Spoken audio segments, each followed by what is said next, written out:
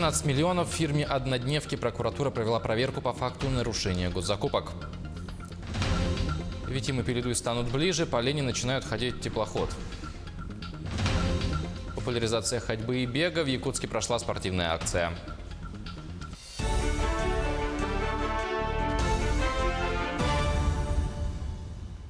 В эфире новости, в студии Павел Танин. Здравствуйте. 4 рейса авиакомпании «Полярной авиалинии» из Якутска в поселок Мома Момского района задерживаются из-за размокания грунтовой взлетно-посадочной полосы. Вылеты были назначены на 14, 16, 18 и 21 мая. В пресс-службе авиакомпании сообщают, что сегодня вылета ожидает 31 пассажир, включая 5 детей из Якутска, и 40 пассажиров, включая 2 детей из Момы. Всем обратившимся пассажирам в соответствии с воздушным законодательством и предоставлено бесплатное проживание в гостинице и трехразовое питание. Возобновление работы аэропорта зависит от погодных условий. Информацию о выполнении рейса пассажиры могут узнать 22 мая в 6:30 по местному времени в справочном бюро аэропорта Якутск. Прокуратура республики провела проверку соблюдения законодательства о закупках для государственных и муниципальных нужд, сообщает пресс-служба ведомства. Сотрудники установили, что в июле 2014 года по результатам конкурса между аэропортами Севера и Якутпроектом был заключен контракт на выполнение работ по проектированию и реконструкции аэропорта Нерюнгри. Завершить работы должны были до первого квартала 2015 года. В сентябре 2014 заказчик перечислил денежные средства в качестве аванса. Из указанных средств проектная организация перечислила 12 миллионов рублей одному из обществ с ограниченной ответственностью, которая обладает всеми признаками фирмы «Однодневки». Таким образом, имеет место факт вывода денежных средств путем заключения фиктивного договора. Прокуратура направила материалы проверки в следственный орган для решения вопроса об уголовном преследовании. Управлением Роспотребнадзора провело обследование участка разлива нефтепродукта. Вынесено предписание акционерному обществу «Водоканал» об увеличении кратности лабораторного контроля на содержание нефтепродуктов каждый час. В штатном режиме исследования проводились 2 раза в месяц. Также увеличено количество исследований, проводимых лабораторией Центра гигиены и эпидемиологии. По результатам исследованных 125 проб воды с района водозабора превышений предельно допустимых концентраций содержания нефтепродуктов не установлено. Вместе с тем ситуация остается на особом контроле управления Роспотребнадзора. Мероприятие продолжит до стабилизации ситуации. Фактическое содержание составляет 0,017–0,025 мг на дециметр при предельно допустимой концентрации при норме 0,1 мг на дециметр кубический. Тем временем на реке Лене активная фаза ледохода проходит на территории Кобяйского, Намского районов и Якутска. Нижняя кромка в 40 километрах ниже Сангар Кобяйского района. Уровень воды 1150 сантиметров, при критическом 1150 сантиметров. Верхняя кромка в 100 километрах выше населенного пункта. Протяженность ледохода 140 километров. За сутки он продвинулся на 20. Всего на реке Лене в Хангаласском, Намском, Кобяйском районах остаются затопленными 4 населенных пункта. Это Актемцы, Хотачу, Арбын, Кальвица. В связи с дальнейшим продвижением ледохода по территории Кобяйского и Намского районов в ближайшие сутки прогнозируется повышение уровней воды у сел Сите, Кальвица, Аргыс, Сангары и Арбын. В бассейне реки Алазея есть вероятность затопления поселений в Среднеколымском и Нижнеколымском районах. Речь идет о селах Сватай, Аргахтах и Андрюшкино. Также под угрозой затопления находится село Березовка и некоторые населенные пункты Абыйского района. Формирование заторов на реке Колыма возможно на 9 затороопасных участках. Сейчас нижняя кромка ледохода там наблюдается в 70 километрах ниже Зырянки Верхнеколымского района. Уровень воды составляет 680 сантиметров, при критическом 770. Верхняя кромка на 100 километров выше Зырянки. Протяженность ледохода 170 километров. За сутки он продвинулся на 30 километров. А в Усмайском районе начинаются работы по ликвидации последствий паводка. Напомним, что там затопило 3 населенных пункта. Сейчас первостепенной задачей стоит работа с населением, восстановление инфраструктуры, в частности, энергоснабжения. Цель приезда – это в первую очередь оказание методической и практической помощи в организации подсчета ущерба, работа с районной и поселенческими администрациями, если надо, необходима юридическая консультация, встреча с населением по мере необходимости, если будут вопросы, а вопросы обязательно будут, да, и пояснение людям, что и как им полагается. Наша цель основная – это оказание в кратчайшие сроки доведения до пострадавшего населения материальной помощи. В масштабах республики, да, Усть-Майский и Амгинский улусы наиболее пострадали от паводка. Там, если в Амгинском районе около 900 человек пострадало, то в Усть-Майском более 1200 человек пострадало. Пришел дизельное оборудование на восстановление электроэнергии в поселке Ильдикан. Что именно? 3 дизель-генератора, соответственно, бухта провода, изоляторы. Ну, вроде бы все так. Как доставлять будете сейчас? На пароходе. С РВП согласовано.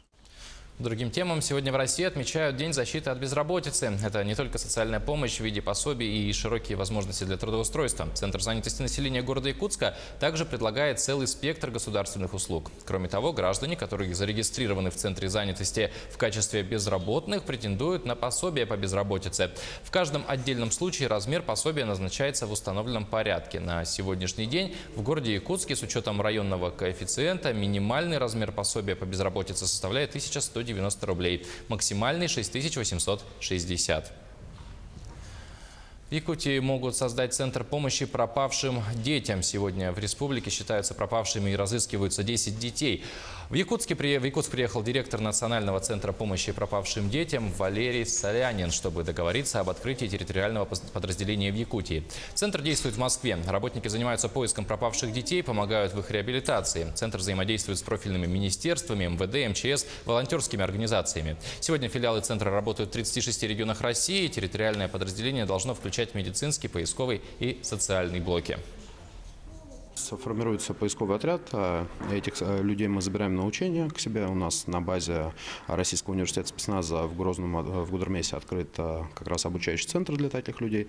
Там подготавливают хороших координаторов, которые способны координировать большие толпы людей на поисках пропавших детей, людей. Соответственно, те, кто прошел обучение, уже дальше смогут как специалисты формировать отряды внутри своего региона. Алданский реабилитационный центр для несовершеннолетних присоединился к республиканской акции «Ответственное родительство». В ее рамках пройдет множество игр, соревнований, викторин и тематических бесед. Центр располагается в отдаленном поселке, и уделять социальной работе достаточно внимания для педагогов проблематично. В чем сложности, узнавала Татьяна Вахнина. Семейные игры и соревнования, викторины для малышей и лектории для взрослых. В ближайшие месяцы для детей и их родителей пройдет немало интересного. В рамках проекта «Ответственное родительство» сотрудники Алданского реабилитационного центра для несовершеннолетних проведут множество познавательных и культурных мероприятий.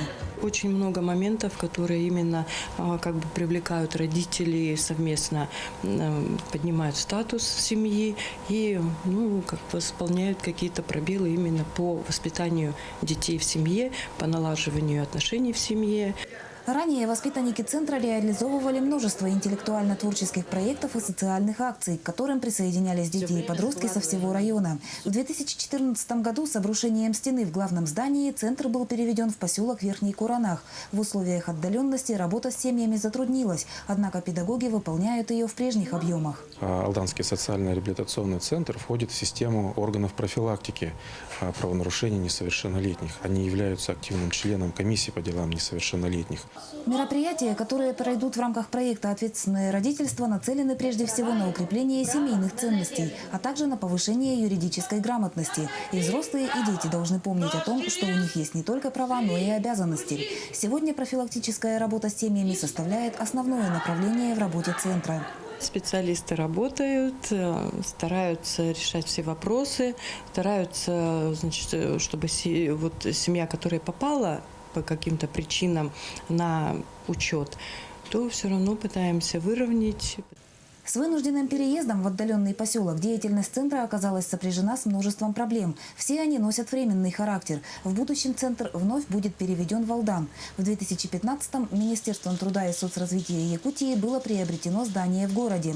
Однако в коттедже необходим ремонт, на проведение которого пока нет денег. Татьяна Вахнина, Сергей Шипачев, Алдан. Ввести государственную монополию на производство и оборот спирта и водки предлагает законопроект, подготовленный группой депутатов Госдумы. Речь идет о мощной защите рынка от левого спиртного, которое течет мимо госказны, говорят разработчики. Однако критики считают, что сегодня необходимости в такой мере уже нет. Легализация рынка и без того реализуется с помощью единой автоматизированной системы. А чтобы убрать нелегальный спирт, поступающий на рынок, нужно совершенствовать регулирование. В то же время государственная монополия на спирт может приносить бюджету до 500 миллиардов рублей в год. Витим и Пеледуй вновь становятся ближе. Начиная с этой недели добраться до отдаленных населенных слегов Ленского района можно будет по реке. С 22 мая между Ленском и Витимом начинает курсировать теплоход Полесье. В этом году билеты подешевели в 2 раза. По распоряжению главы района их субсидировали из районного бюджета. На эти цели выделили 10 миллионов рублей. В Якутске стартовал отборочный этап World Skills Russia. С 21 по 27 мая в столице региона пройдут отборочные соревнования для участия в финале 6-го национального чемпионата «Молодые профессионалы». Соревноваться молодые люди будут по 6 компетенциям. Участие принимают около 300 конкурсантов и экспертов из 56 регионов. Соревнования будут проходить в здании Якутского колледжа связи и энергетики. Ребята соревнуются по 6 компетенциям. Это такие компетенции IT-блока, как сетевое системное администрирование, веб-дизайн, разработка, реверсивный инжиниринг. Также есть компетенции промышленного блока, это ювелирное дело, промышленная автоматика, геодезия. Сегодня у нас участвуют победители своих региональных чемпионатов. Вот в 85 регионах нашей страны проводятся свои чемпионаты, и победители все едут на отборочные соревнования. Победители вот уже наших соревнований отборочных, они получат возможность представить свой регион уже в финале. Республиканский день оздоровительной ходьбы и бега отметили очередной тренировкой члены клуба «Финская ходьба» в Якутске. Проведение таких мероприятий способствует популяризации здорового образа жизни, пропаганде массовой физкультуры и спорта. Подробности далее. И в левую ножку, на левую ножку пытаемся положить тело. День оздоровительной ходьбы и бега начали проводить в Якутии более 17 лет назад. С каждым днем движения группового спорта набирают все больше последователей. Республика очень правильно принято распоряжение о создании дня бега и ходьбы для популяризации именно. А сейчас мы уже пожинаем плоды. И в свое время Министерство спорта республики тоже сделало правильный шаг о том, что все спортивные объекты, стадионы с утра для зарядки были открыты бесплатно. Дарья Конова занимается финской ходьбой уже много лет. Сюда пришла по здоровью, да, чтобы движением, да, оздоровить себя. У меня были проблемы, разные проблемы по здоровью. А теперь у меня они исчезли. Сейчас я вообще себя не узнаю даже. И, в общем, мы с мужем, супругом вместе ходим. В клубе состоят люди абсолютно разных возрастов, образа жизни, личных взглядов. Самыми молодыми последователями движения являются дети от 6 лет. Самому пожилому члену клуба за 80. Некоторым занятия в клубе помогают избавиться от пагубных привычек. Курить перестал, бросил курить. Чаще всего групповые тренировки проводятся утром, но члены клуба не привязаны к определенному распорядку. Финской ходьбой они занимаются в любое удобное время. Также занятия имеют круглогодичный характер. Они полезны и доступны для граждан. У меня к этому часу все новости. Оставайтесь с нами.